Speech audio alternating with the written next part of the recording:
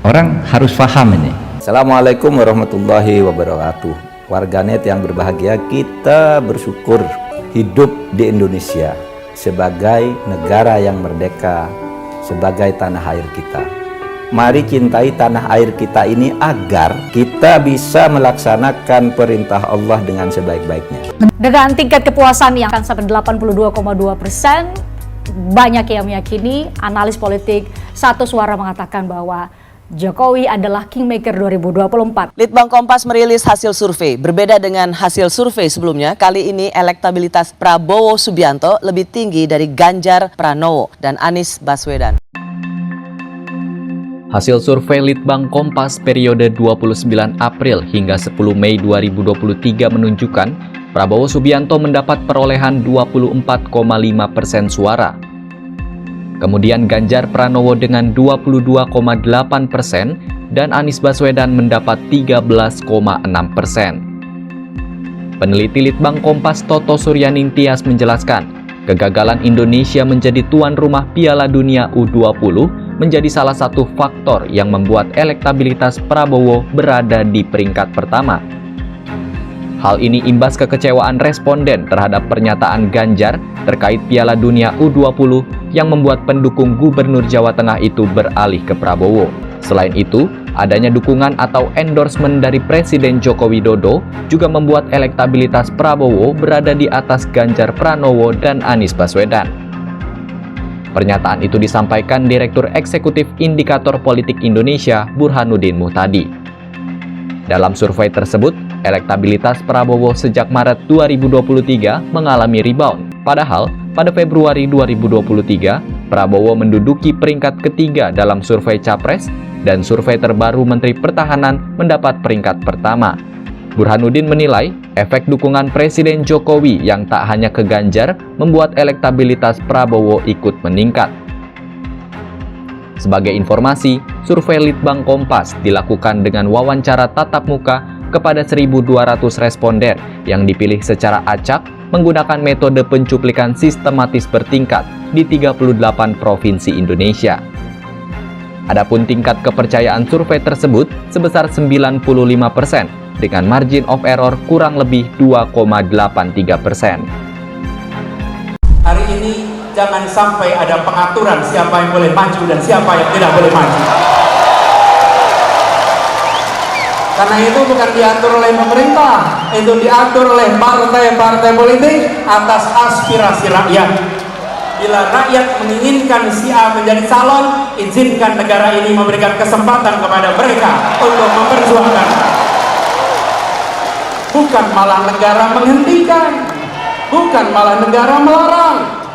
Bangsa ini pernah terjadi situasi yang tidak nyaman karena kita terlalu banyak membicarakan apa sukumu, apa agamamu, apa golonganmu. Buang jauh-jauh itu. Dan saya minta kepada kawan-kawan semuanya, sekali lagi saya minta, pendukung Ganjar Pranowo tidak akan menyebarkan hoax. Setuju? Pendukung Ganjar Pranowo tidak akan membuli. Setuju? Ada yang mengejek saya waktu itu, mengenyek. Prabowo ini sudah berapa kali kalah masih mau maju lagi. Dia tidak tahu bahwa Prabowo Subianto adalah pejuang merah putih. Jadi yang mengenyek saya, yang mengejek saya katakan Prabowo jatuh tapi Prabowo bangkit kembali.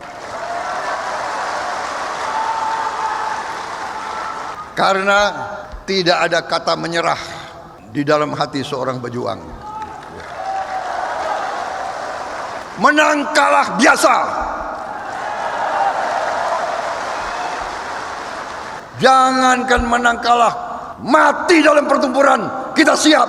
Karena pemimpin itu harus paham dan tahu potensi serta kekuatan negara ini, kekuatan bangsa ini apa. Dia harus ngerti, dia harus tahu.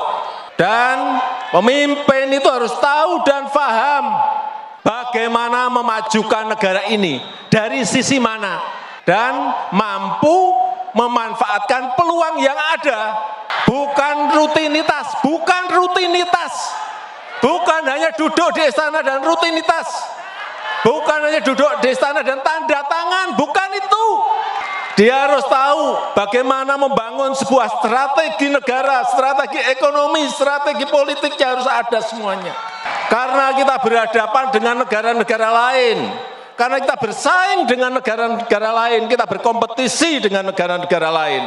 Peluang kita menjadi negara maju itu ada dalam 13 tahun ke depan. Ini disampaikan oleh para pakar dalam negeri maupun luar. Kesempatan kita itu hanya ada di 13 tahun ke depan ini. Karena bonus demografi kita akan muncul di tahun 30-an. Dan dalam sejarah peradaban negara-negara yang saya lihat, memang kesempatannya hanya sekali. Kesempatannya hanya sekali dalam sejarah. Begitu kita keliru memilih pemimpin yang tepat untuk 13 tahun ke depan, hilanglah kesempatan untuk menjadi negara maju. Hati-hati mengenai ini, hati-hati.